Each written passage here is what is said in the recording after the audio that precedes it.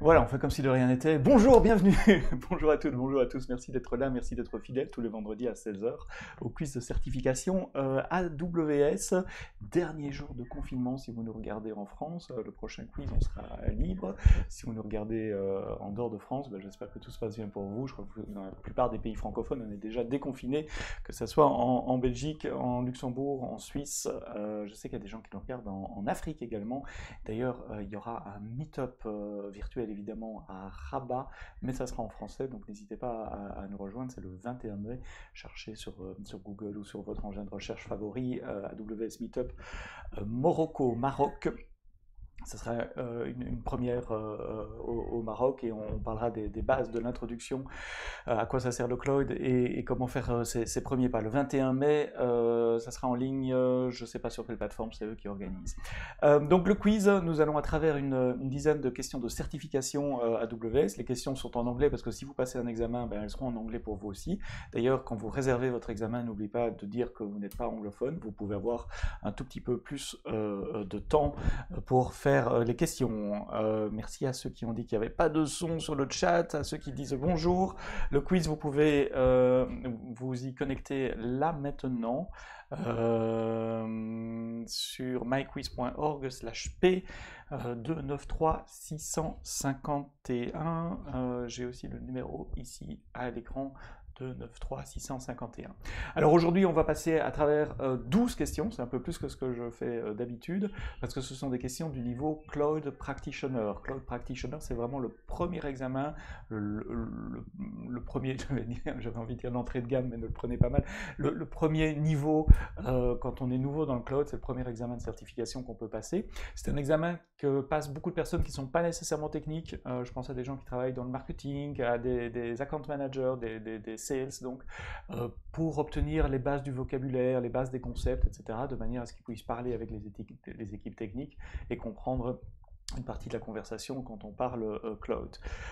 Donc il va y avoir 12 questions. Est-ce qu'il va falloir lire super vite? Oui, j'ai réduit le temps. J'ai réduit le temps à 60 secondes parce que les questions, vous allez voir, sont vraiment du niveau introduction. C'est vraiment un coup plus bas que tout ce qu'on a fait dans les épisodes précédents.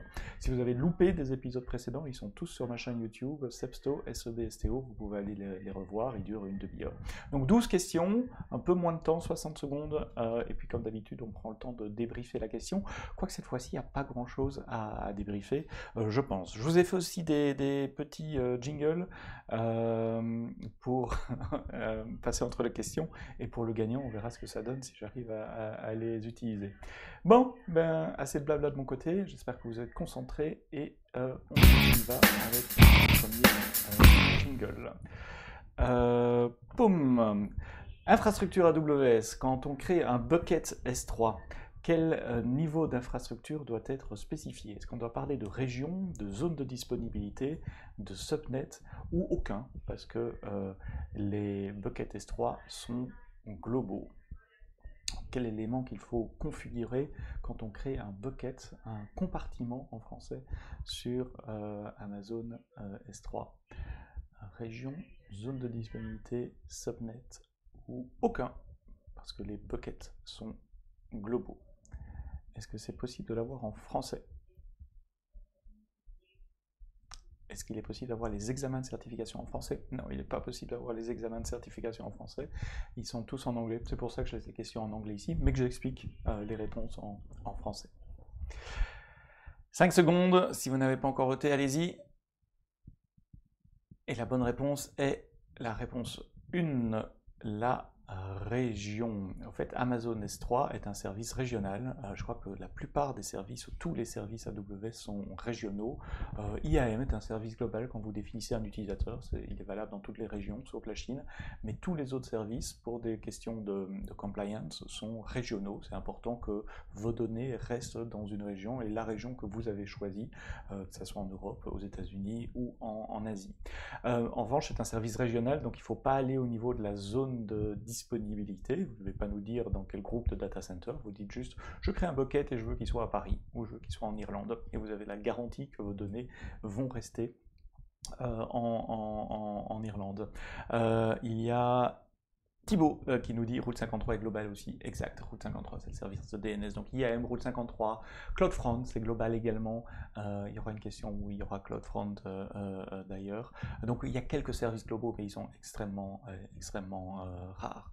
Et donc les buckets S3 ne sont pas globaux. Sinon quand vous metteriez, s'ils étaient globaux et que vous mettiez vos données dans un bucket, ben vous ne savez pas où sont vos données. Or c'est important, puisque vous respectez la loi la plupart du temps, de savoir dans quelle région se trouvent vos données. Donc S3, c'est un service régional, et quand vous créez un bucket, vous devez nous dire dans quelle région se trouve le bucket. Attention, question suivante dans 10 secondes, et on balance le jingle.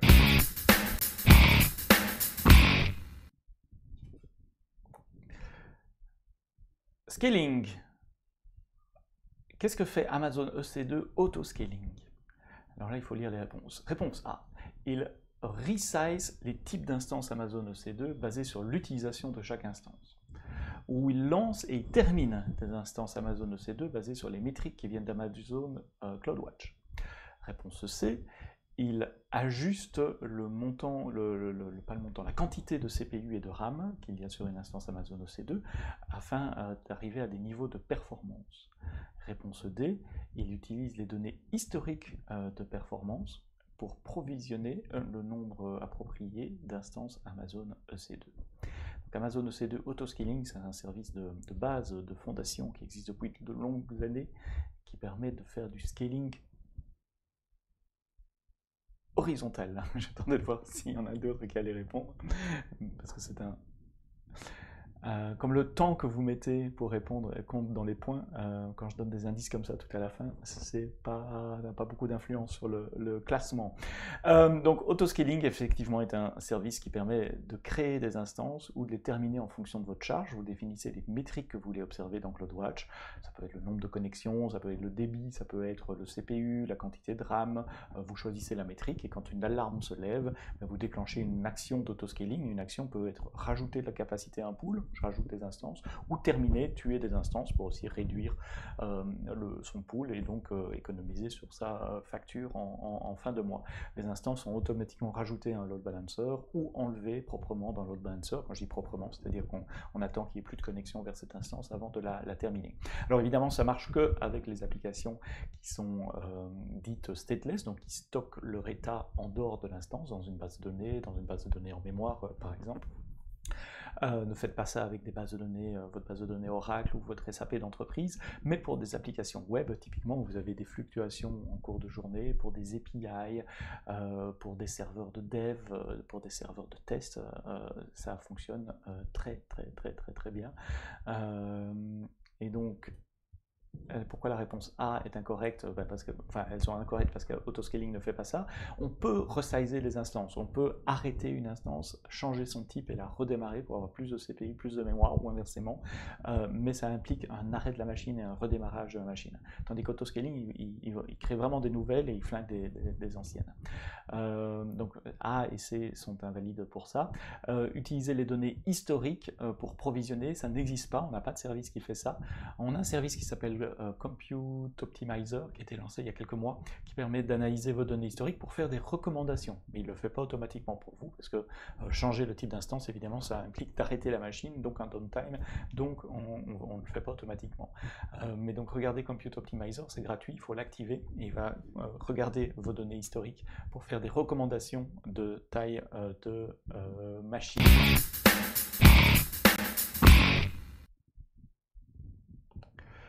Question suivante, en cloud computing, quels sont les key attributes du cloud computing, les caractéristiques principales? Est-ce que ce sont les ressources on demand avec du paiement upfront, donc en avance, une licence en avance, une infrastructure globale uniquement sous Linux, des services qui sont pilotés par des API et que vous payez à l'utilisation, où la caractéristique principale du cloud, c'est d'augmenter les possibilités d'expérimentation et en vous engageant lock-in, ça veut dire vous êtes bloqué en matière de commitment. En fait, une partie de bonne réponse un peu partout, mais il y a chaque fois un mot ou une partie après la virgule ou avant la virgule qui est incorrecte dans 3 des réponses. On va regarder ça dans 5 secondes. Alors la bonne réponse, c'est évidemment la réponse C, où tout ce qui est cloud est utilisable via des API, donc vous pouvez automatiser tout ce que vous faites, et vous ne payez qu'à l'utilisation. À de rares exceptions près, vous ne payez que pour les services que vous utilisez. Thibaut demandait sur la question précédente s'il n'y avait pas un auto-scaling predict. J'ai peut-être loupé une news récemment, je dois aller regarder. Je ne peux pas répondre à la question comme ça, mais je vais regarder. Ah ben voilà. Auto-scaling, introducing predictive auto-scaling for Amazon EC2. Ah oui, j'ai mis le chat sur l'écran, donc vous voyez l'écran normalement qui reste. Il se vide à chaque question, mais vous voyez le chat à chaque question. Donc je reviens sur ma question ici, ma question 3. Pourquoi est-ce que c'est pas la réponse A? Parce que c'est évidemment des ressources à la demande, ça c'était correct, mais ce n'est pas du upfront licensing. Vous devez rien payer à l'avance, sauf dans de rares cas d'optimisation de factures, mais en général vous ne payez pas à l'avance, vous ne payez que pour ce que vous consommez. C'est une infrastructure globale, mais c'est pas Linux only. On est le cloud qui tourne le plus d'instances de machines Windows au monde, donc c'est Linux et Windows, et Debian aussi d'ailleurs, c'est pas que Linux. BSD, Debian c'est Linux, mais il y a du BSD aussi, bien que ce soit anecdotique. Réponse D est incorrecte parce qu'il n'y a pas de lock-in commitment, vous ne vous engagez pas ni pour une période de temps, ni pour un montant, de nouveau à moins, sauf dans certains cas très spécifiques. Mais API Driven et Pay as you go sont en effet les deux caractéristiques du cloud. Attention, on est reparti.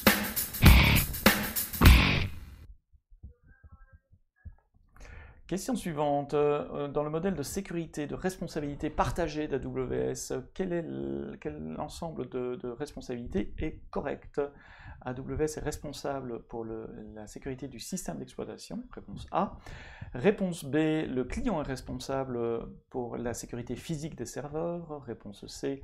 À la fois AWS et le client sont responsables de la sécurité du réseau, ou AWS est responsable de la configuration des firewalls. Il y a une petite aide dans le titre, puisqu'on dit shared responsibility. Donc shared, c'est qu'elle est partagée, la responsabilité, comme le nom l'indique.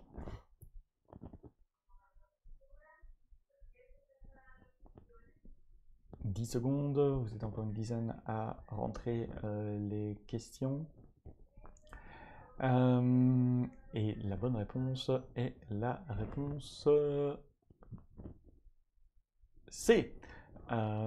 C'est un modèle de responsabilité partagée. Donc nous, on s'occupe de la sécurité du cloud, de l'infrastructure, l'accès au bâtiment, les mises à jour, les déploiements, la sécurité physique des infrastructures, et vous vous occupez de la sécurité de ce que vous allez mettre dans le cloud. Je prends toujours l'exemple un peu stupide du client qui démarre une instance Amazon EC2 sous Linux, qui décide d'installer Telnet, le serveur Telnet, de l'activer parce qu'il n'est pas activé par défaut, et d'ouvrir la configuration réseau, et d'enlever le mot de passe route. Eh bien, cette machine sera ouverte aux 4 vents sur Internet, comme un vieux cabanon avec la porte qui claque, et je vous assure que cette machine sera hackée extrêmement rapidement. C'est pas de savoir si elle sera hackée, c'est quand elle sera hackée. Donc vous êtes responsable de la configuration. Évidemment, les défauts ont du sens. En général, les défauts sont sécurisés, mais vous pouvez changer énormément de choses. Donc nous ne sommes pas responsables de la sécurité des systèmes d'exploitation. C'est vous qui devez patcher vos systèmes d'exploitation, faire des Yum updates ou faire tourner le Windows Update pour avoir les patchs de sécurité. Vous n'êtes évidemment pas responsable de la sécurité physique des serveurs, et nous ne configurons pas de firewalls. Il n'y a pas de firewalls, il y a des Web Application Firewall, il y a des Security Groups, mais c'est vous qui devez les utiliser, les configurer, et pas nous. Donc on est à la fois responsable.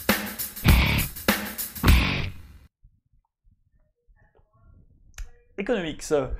Laquelle de ces plans de pricing est la meilleure option pour optimiser sur les coûts quand on utilise des Amazon Instance EC2 pour tourner des applications critiques 24 heures par jour, 7 jours sur 7? Est-ce que vous utilisez l'AWS Free-tier? Est-ce que vous utilisez le spot pricing? Est-ce que vous utilisez les dedicated instances ou le compute saving plans? Là, j'ai mis la question à jour ce matin parce qu'il y avait une réponse qui était censée être la bonne, qui était Reserve Instance. Et Reserve Instance n'est plus le moyen le plus flexible pour obtenir des options des réductions de coûts, sauf pour RDS. Pour les bases de données, il y a toujours Reserve Instance, donc faites-le si vous avez des bases de données à long terme. Mais sinon, pour EC2, il y a une autre option depuis novembre qui s'appelle Compute Saving Plans. Compute Saving Plans, l'idée c'est que vous vous engagez sur un budget. Si vous savez que vos instances vont tourner 24 sur 24, 7 jours sur 7, vous vous engagez sur un budget. Vous nous dites, monsieur AWS, je vais payer 100 $, 200, 1000 $ par mois pour ma capacité de compute. Et automatiquement, vous allez avoir un discount sur le prix par heure de vos instances, un discount qui peut aller jusqu'à 60-70%, donc qui est quand même assez significatif, et qui va s'appliquer automatiquement à tout type d'instances dans toutes les régions et sur tous vos comptes AWS. Donc si vous avez plusieurs comptes liés par organisation, si vous avez plusieurs régions, si vous avez plusieurs types, plusieurs familles d'instances, ce discount va s'appliquer à toutes les instances C2, jusqu'au moment où vous atteignez le plafond maximum que vous avez donné pour votre budget, disons 1000 $ par mois, et après, on n'arrête pas les instances, évidemment, elles continuent de fonctionner, mais la facturation repasse en mode on-demand, à la demande, qui est donc un peu plus cher. Donc Compute Saving Plans remplace en quelque sorte les Reserve Instance. Reserve Instance existe toujours, à la fois pour EC2, mais surtout pour RDS, mais beaucoup plus flexible que Reserve Instance, parce que Reserve Instance, vous ne pouviez pas changer de région, par exemple. Vous dites, ah, j'ai acheté une Reserve Instance à Paris, maintenant je veux déployer à Londres, votre Reserve Instance, elle ne s'appliquait pas. Tandis qu'avec Compute Saving Plans, elle fonctionne. Alors pourquoi Dedicated Instance n'est pas la bonne réponse? Parce que les Dedicated Instance, je ne pense même pas que ça existe. Est-ce que ça s'appelle Dedicated Instance? Oui, je crois que ça.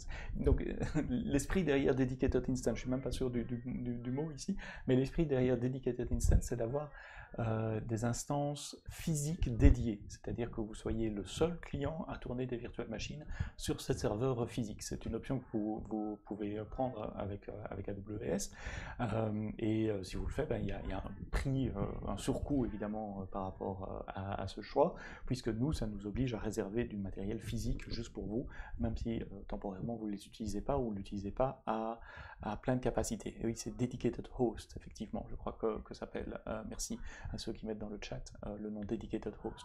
Donc Dedicated Instance n'existe pas. Dedicated Host, c'est la capacité de pouvoir réserver les serveurs physiques pour vous. Spot, c'est joué sur notre excédente capacité. Ce sont des machines à des prix qui battent toute concurrence, mais qu'on peut vous enlever à tout moment si jamais on a trop peu de capacité. Je vous invite à regarder la doc Spot. Il y a aussi moyen de faire pas mal d'économies avec Spot. Et Free-tier, sur Amazon EC2, ça s'applique 12 mois après la création d'un compte, et c'est uniquement pour les instances T2 micro et uniquement 750 heures par mois, donc c'est l'équivalent d'une instance 24 heures sur 24, 7 jours sur 7. Donc ça ne convient pas pour tourner son business critical workload 24 sur 24, 7 jours sur 7, parce que typiquement vous n'allez pas utiliser une T2 micro pour le Free-tier. Voilà, longue explication. En fait, j'ai laissé moins de temps en question, mais je me rends compte que je passe plus de temps à expliquer les réponses. Et la question suivante, en automatisation, vous voulez déployer une infrastructure dans un environnement de test, et quand vos tests ont réussi, vous souhaitez déployer exactement la même infrastructure en production. Dans cet environnement, il y a un VPC, du load balancer, des instances, une base de données. Quels services pouvez-vous utiliser pour provisionner ces environnements? Est-ce que vous allez utiliser CloudFormation pour créer votre environnement de prod? Est-ce que vous allez utiliser CloudFront, CodeDeploy ou Amazon RDS? On a déjà beaucoup parlé d'RDS aujourd'hui. Donc, vous pourriez probablement éliminer cette réponse. Mais chut, je n'ai rien dit. Donc CloudFormation, CloudFront, CodeDeploy.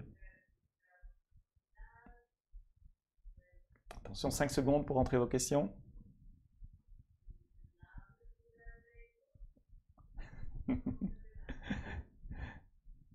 La bonne réponse est CloudFormation. CloudFormation est un service qui permet de définir votre infrastructure sous forme d'un fichier texte en JSON ou en YAML, c'est peut-être plus digeste en YAML.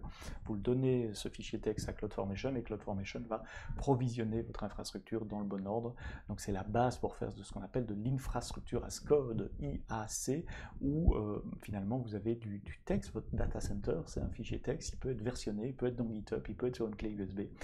C'est un responsable IT d'une grosse boîte du CAC 40 qui me disait mes data centers, ils tiennent sur une clé USB dans ma poche. Oui, c'est des templates CloudFormation. Regardez CloudFormation si vous ne l'utilisez pas encore. Il y a une petite course d'apprentissage, mais après ça, vous allez gagner pas mal de temps. CloudFront, c'est le service de CDN, de Cloud Delivery, de Content Delivery Network. Pour distribuer du contenu à partir de caches qui sont à proximité des clients. CodeDeploy est un service qui permet, comme le nom l'indique, de déployer du code dans le cloud et pas que, sur des instances on-premises aussi. Et RDS, c'est Amazon Relational Data Service, c'est le service de base de données où vous pouvez faire tourner des bases de données relationnelles dans le cloud, Postgres, MySQL entre autres.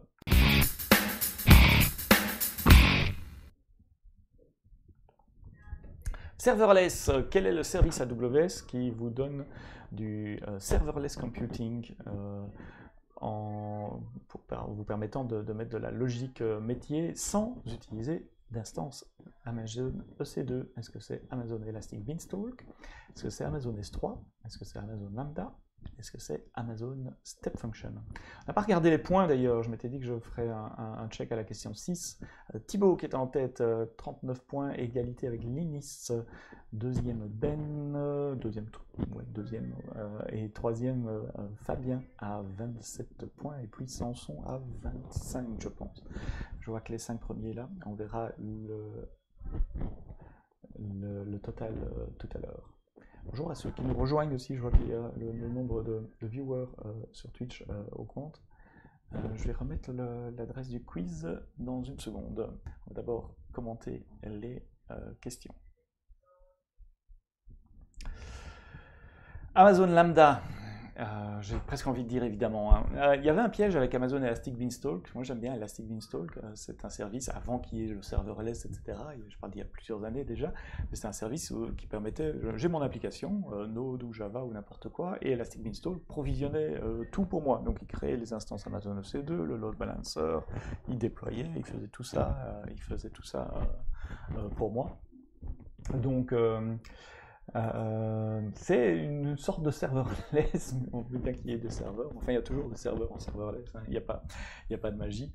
S3 évidemment non, Lambda évidemment oui. Pourquoi pas Step Function? Parce que Step Function c'est un service d'orchestration de fonctions Lambda. Donc c'est plutôt un service de workflow pour coordonner l'exécution, pour implémenter un workflow en Lambda. Je me suis connecté à la troisième question, il me semble que le live est orienté Cloud Practitioner. Oui, PIP 237, effectivement. Ah, j'ai oublié le jingle. Question suivante, stockage. Quel service AWS fournit du stockage disque pour les instances Amazon EC2, Amazon RDS, Amazon S3, Amazon Storage Gateway ou Amazon Elastic Block Store? Si vous vous demandez pourquoi certains services s'appellent Amazon quelque chose et d'autres services s'appellent AWS quelque chose, le truc c'est que les services qui sont utilisables en standalone, donc tout seul, sans rien d'autre, s'appellent Amazon quelque chose. Les services qui viennent en support à autre chose s'appellent AWS quelque chose. Et d'ailleurs, Elastic Block Store, je me dis qu'il devrait peut-être s'appeler AWS. Elastic Block Store, parce qu'on ne peut pas utiliser Block Store tout seul. Tiens, celui-là, il s'appelle Amazon Elastic Block Store. Tiens, intéressant. Mais en général, donc, cette règle est plutôt correcte. Attention, quelques secondes pour entrer votre réponse. Donc, ce n'est pas la réponse A, RDS, ce n'est pas la réponse B, qui est S3. S3, c'est de l'object storage. Et là, ça vaut la peine peut-être d'expliquer la différence. Donc, S3, c'est pour stocker des fichiers. un peu comme un serveur FTP, c'est tout le fichier ou rien. J'upload des fichiers, je download des fichiers, donc c'est des fichiers, c'est des objets. Tandis que pour une instance Amazon EC2, on a besoin d'un autre type de stockage, on a besoin de disques, et donc c'est du bloc stockage, du block storage, où le système d'exploitation va avoir une suite de blocs et va pouvoir aller écrire sur des blocs. Typiquement, il va créer un file system sur ces blocs, garder la trace des blocs utilisés et non utilisés. C'est le but, un des buts des file systems. Donc S3 n'est pas du disk storage, c'est de l'object storage. Storage Gateway, c'est une VM que vous pouvez mettre de votre côté pour offrir des endpoints iSCSI, notamment offrir une solution de stockage virtualisé en local qui est backupé par Amazon S3 dans le cloud. Et Elastic Block Store, attention, ce n'est pas des disques, hein, c'est un service disponible à travers le réseau qui fournit du block storage pour les instances Amazon EC2, et le seul moyen d'utiliser EBS, c'est de l'attacher à un disque, de créer un volume et de l'attacher à une instance Amazon EC2. Thibaut en tête 52 points, Ben 50, Linis 49, Simon 38, Fabien 37, félicitations à vous.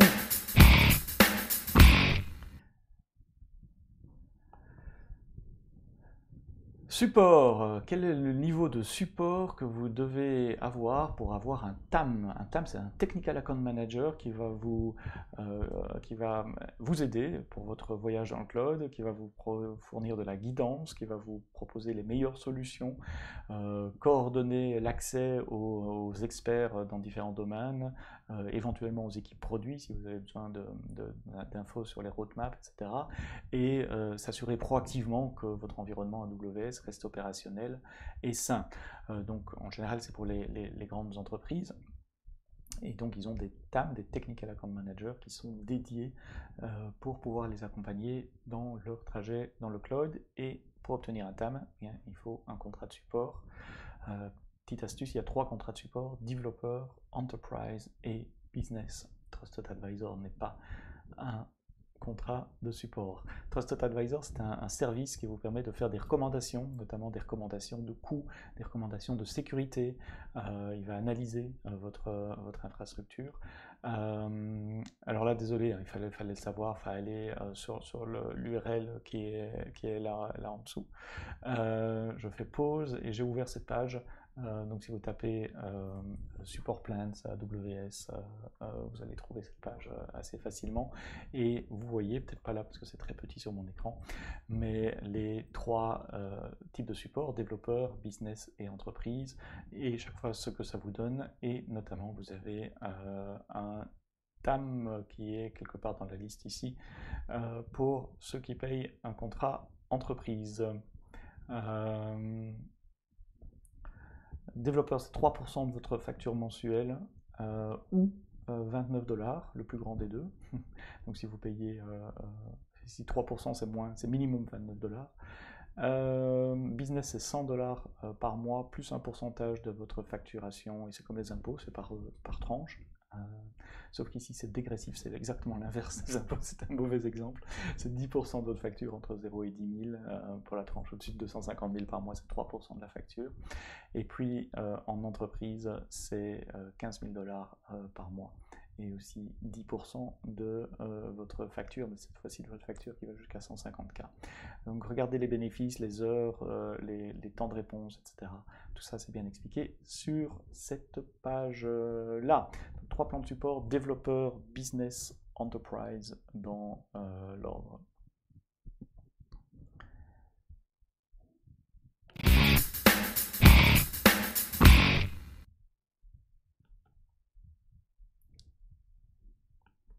Alors, Software Discovery.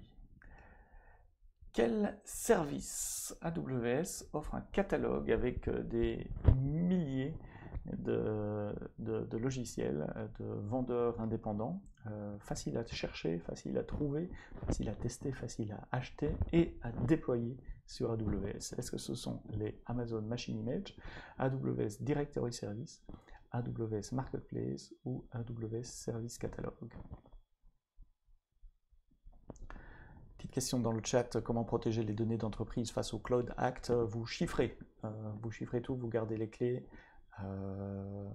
Allez chercher AWS Cloud Act, on a une page entière dédiée à ce sujet-là où vous allez avoir beaucoup de réponses. Thibaut aurait dit Quick Start. Non, Quick Start, c'est un programme, c'est des solutions. Et c'est pas nécessairement par des vendeurs tiers. Ici, l'idée, c'est si je veux un WordPress, si je veux une solution d'Adobe dans le cloud, où est-ce que je peux aller trouver ça, ou des solutions de sécurité, du Checkpoint, du Trend Micro, où est-ce que je peux aller chercher ça? Ben, vous pouvez aller la chercher sur le Marketplace. Donc le Marketplace, ce sont des vendeurs logiciels qui packagent leurs logiciels sous la forme de machines virtuelles préinstallées. Vous pouvez découvrir, vous pouvez tester, vous pouvez démarrer ces instances, et évidemment, vous êtes facturé au prix des instances. Sur Marketplace, il y a beaucoup d'instances gratuites également. Donc c'est pas toujours payant. Donc regardez, c'est pour ça que je donnais l'exemple de WordPress par exemple. Il y a Bitnami notamment qui fait des EMI préconfigurés avec WordPress.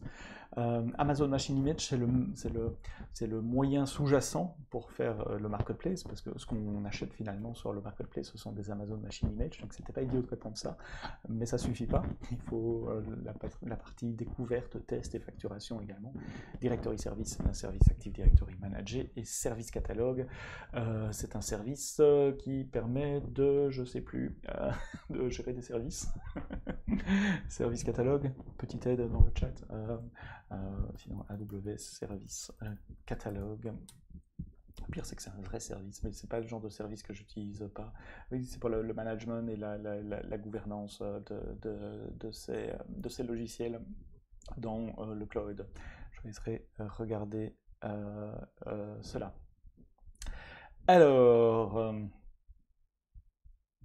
où est-ce qu'on est au niveau du quiz? On est à la question 10, plus que 2 questions, je ferai un point après. C'est Ben qui a pris la tête à 63 points, Lily 62, donc rien n'est joué dans le trio de tête, et même avec Simon 53, tu peux encore commenter également. Pour les autres, ça va être plus dur en 2 questions. Attention, question suivante.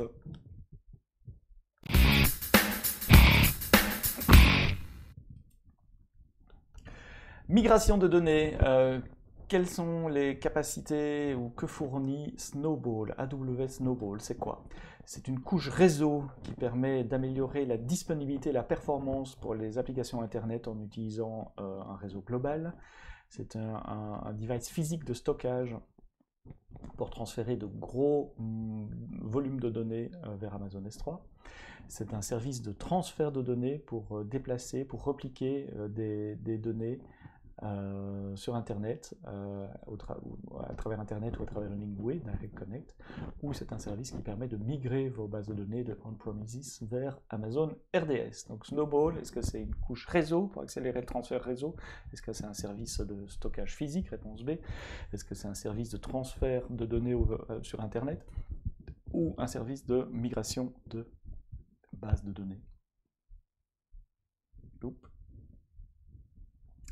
Et la bonne réponse est un service de stockage de données physique. C'est une appliance AWS Snowball, c'est une boîte que vous pouvez commander, qu'on va vous livrer. Il y avait des images, là on va aller prendre les images, c'est plus amusant, que vous pouvez livrer, qu'on va vous envoyer par DHL, par UPS, que vous allez connecter à votre réseau, transférer vos données à la vitesse de votre réseau et puis renvoyer la boîte chez nous et nous allons la connecter et envoyer toutes ces données sur Amazon S3. Évidemment, tout ça c'est sécurisé, c'est chiffré, c'est nettoyé entre clients. Il y a une étiquette sur la boîte avec les instructions à suivre, y compris avec l'adresse de livraison. Donc quand vous voulez renvoyer l'adresse, l'étiquette change et vous donnez juste la boîte à UPS, enfin à votre transporteur. Voilà, c'est la même technologie que le Kindle qui est utilisé sur les écrans. Donc Snowball, c'est un appareil physique pour transférer des gros volumes de données. Le A, c'est Global Accelerator, ça existe aussi, mais c'est pas ça. Un service de data transfer, mais c'est pas sur Internet justement, c'est physique, c'est ça la différence. Donc la bande passante est beaucoup plus lente, parce qu'on parle de quelques jours pour que vous receviez la boîte, le temps de faire les transferts et de la renvoyer. Donc la latence, pardon, est un peu plus longue, mais la bande passante est énorme, parce que vous pouvez mettre des pétabytes et des pétabytes dans une camionnette et nous envoyer la camionnette d'un coup.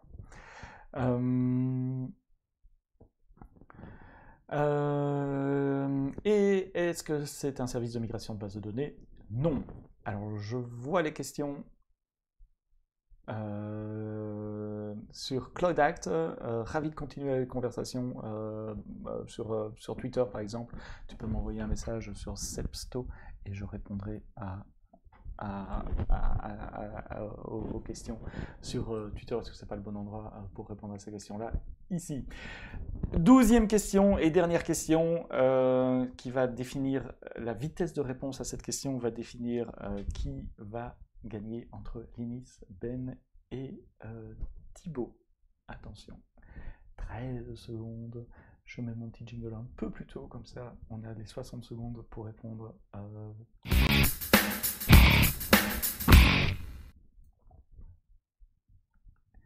Et voici la question. Economics. Chaque software développeur dans votre société développe sur sa propre machine Amazon EC2 pendant les heures de travail. En dehors des heures de travail, ces instances ne sont pas utilisées. Comment est-ce que vous pouvez minimiser vos coûts sur Amazon EC2? En utilisant autoscaling pour réduire le nombre d'instances, en utilisant autoscaling pour diminuer la taille des instances, en arrêtant les instances ou en utilisant le spot pricing quand vous êtes en dehors des heures de bureau. Donc autoscaling pour réduire le nombre d'instances, autoscaling pour réduire la taille des instances, on en a parlé, je crois que c'était dans la première ou dans la deuxième question. Arrêter les instances ou passer les instances en spot en dehors des heures de travail. Et la bonne réponse est la réponse C. On arrête les instances, parce qu'autoscaling n'a pas beaucoup d'intérêt dans ce cas-là, parce qu'autoscaling travaille en permanence, c'est-à-dire vous ne pouvez pas dire à autoscaling de travailler de telle heure à telle heure, et puis pas de telle heure à telle heure. Donc imaginez que vous allez prendre votre pause déjeuner, il va tuer vos instances, et en plus il tue votre instance, donc vous ne pouvez pas la récupérer après.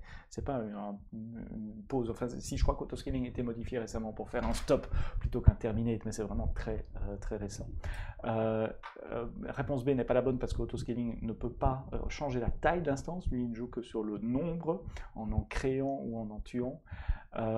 Déplacer les instances en spot pricing, c'est pas possible non plus. Une fois qu'on a lancé une instance on demand, elle est on demand. Si on veut lancer du spot, il faut lancer une autre instance, donc on perdrait son instance. Et donc la solution la plus raisonnable, c'est d'arrêter ces instances. Il y a des scripts qui existent, il y a des solutions. Si vous cherchez AWS Amazon EC2 Scheduler, vous verrez que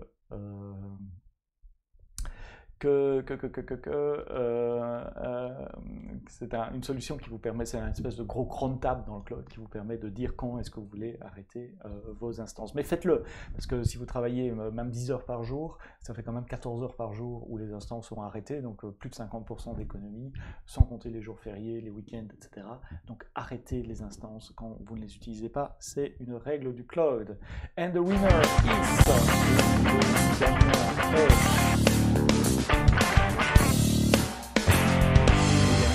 Linis, bravo, ouais, Ben 75 et Thibaut 70, donc ça se tenait dans un mouchoir de poche.